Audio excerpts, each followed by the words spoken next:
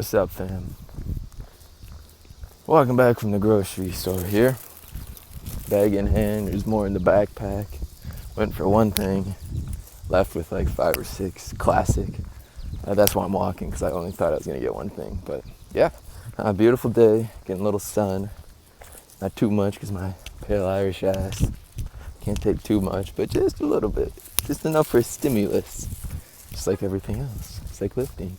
Nah. But I wanted to make a video on hormones. Hormones 101. I'm going to go basic here. So you got hormones. The reason that they're important, the reason I want to talk about them is because inside the body is a beautiful thing. Body's beyond incredible. That's an understatement. But whether you're trying to change your body, whether you're trying to understand the body, understanding the body starts from knowing that hormones turn on processes and they change the body from the inside out. Hormones are intensely powerful. So you always hear about morphine and everything. Well, we've got natural painkillers, but they're hormones in our bodies that are like 40 times more powerful than morphine. Like growth hormone is way more potent than anabolic steroids. You got stuff like that going on. So the body is equipped. You just have to understand how it works and understand how to evoke what we're at. I went down the wrong street. Gonna get lost. Lost in my hometown. That's funny. So we'll start with catabolic hormones and anabolic hormones. Majority, we'll use a blanket term and say all hormones can be categorized in one of those two. So your first one, we'll talk about anabolic. Think anabolic steroids, okay? They build up.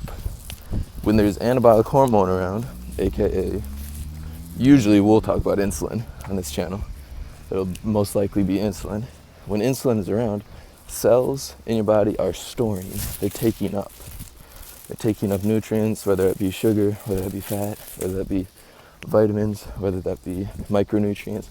But cells are taking up energy, right? So they're absorbing them. Without insulin, without anabolic hormones, the body can't hold on to anything. Type 1 diabetics who don't have insulin, bless up for the type 1s who don't have insulin. They literally waste away. And it's thanks to insulin that we don't waste away anymore. So yes, I would be dead right now if I didn't have insulin. Odd. Anyways, catabolic hormones. So insulin and anabolic hormones store energy in your cells. Without that around, you can't store it. Catabolic, that's what breaks down energy that has been stored previously. So you could store all the energy you want, but unless you can properly break it down, get it out into the bloodstream, get your cells to be able to use that energy, it doesn't do you much good, right? So you could store all the glycogen, store all the fat that you want, but you need to be able to break it down. The main one we'll talk about, main catabolic hormone, is epinephrine. There's a little bit others, norepinephrine, adrenaline, cortisol, but epinephrine is kind of the blanket term we'll use just for the general understanding that we're going after right now. So yeah, you've got, those aren't turned on. Catabolic and anabolic hormones are not turned on at the same time. They're at 90%, 10%, and then flip-flopped. So when you're eating, when you're storing energy, insulin's at like 90, you could say 100 because it's active, whereas epinephrine or the catabolic system is at 0 because you're not really using any energy while you're eating. Just your basal metabolic rate in the background running, that's that low percentage. Other than that, for instance, when you're exercising, you need to break down energy to exercise, right? You need to move your body. You need to extract all your glycogen stores so you can move, right?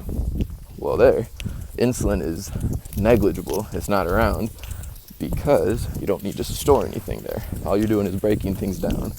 And unless you are eating while exercising, which if you're trying to vomit, go ahead and do that. I'm just kidding. But yeah, so hopefully that shows you a little bit about Hormones, your body is constantly changing its state between the hormones. So understand a little bit that your body is changing. It's very adaptable to your situation, what you're doing on a minute to minute, hourly basis. So yeah, catabolic and anabolic hormones. Check. All right, I'm gonna go enjoy these groceries, make some coffee. It'll be bomb. Peace. Hey, we're back at it. No coffee or groceries for me yet. Had to finish this video. Listened to it, figured out that I wanted to add a little bit to it. So hormones, they're released in a pulse-like fashion. So it's not like you turn on a hormone hose and they're continuously going throughout the day, right? Released in pulses. So for example of this is when you eat. We'll talk about anabolic, insulin, right? So you eat a banana, eat a banana and the rest of your meal, I don't know, you have carbs in it. So you stimulate that insulin. That insulin is released because it senses that you have nutrients that need to be taken up, right? You can't just have nutrients in your digestive system. Nutrients need to be taken up by the cells, the muscles, your stores, your glycogen stores, fat stores, all the above. So that insulin is released in a pulse-like fashion. Once you eat, there's your pulse, there's your stimulus. And then it's from that stimulus that releases the hormone. And then that hormone tells your body to do a certain action, which is store it all. Okay? So it's stimulus, hormone, action. So it's released in a pulse-like fashion. So you'll eat your meal, insulin gets let out, and your body takes up that energy. But then since it's a pulse-like fashion, that's not around, insulin isn't around the rest of the day until you get that same stimulus again.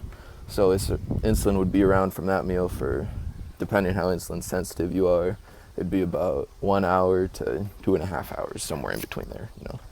For type 1 diabetics, we go off the term for 2 hours. So we'll use 2 hours for a baseline term.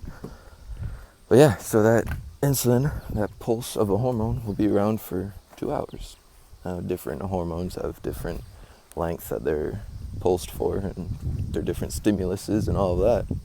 So another example would be, hopefully like examples because we're doing them, would be growth hormone right now. So I'm fasted right now, haven't eaten all day. So all of that, since I haven't eaten, I haven't had a stimulus for insulin. I haven't needed to store anything.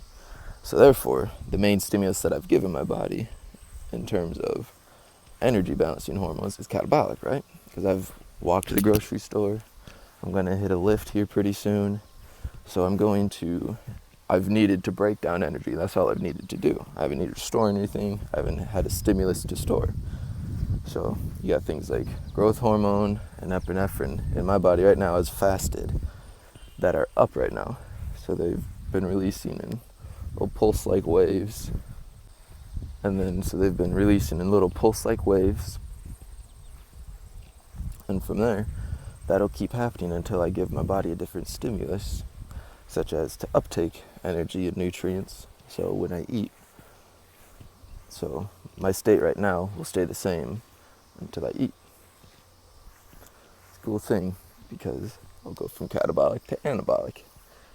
And then so that's how it's done. Hopefully Hormone 101 went well. Hope you understand. A little recap that the stimulus, and then you release a hormone from that stimulus. And from there, that hormone tells your body to do something. Break down energy, store energy. Right? So yeah, that's how it's done. Hope you enjoyed it.